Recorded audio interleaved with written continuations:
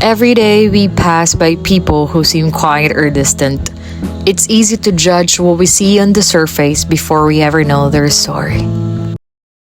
Parang tahimik yun, no? Oo nga, wala siyang gano'ng kasama sa akin.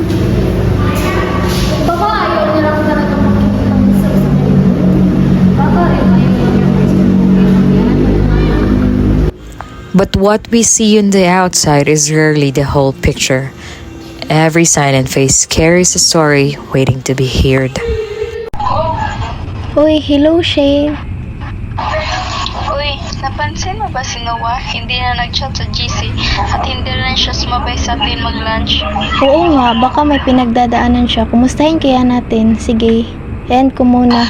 Tatawagan ko siya. Hello? Uy, kumusta ka Noah? Okay ka lang ba?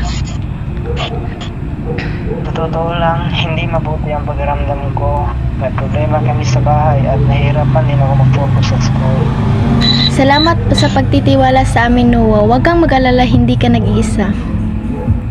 Kung kailangan mo ng tulong sa assignments o sa notes, nandito lang kami para sa iyo. Maraming salamat. Malaking bagay ito para sa akin.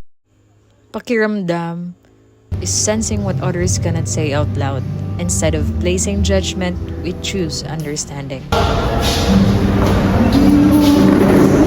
Noah, pasensya ka na kung nagkamali kami sila ng akala. Hindi naman.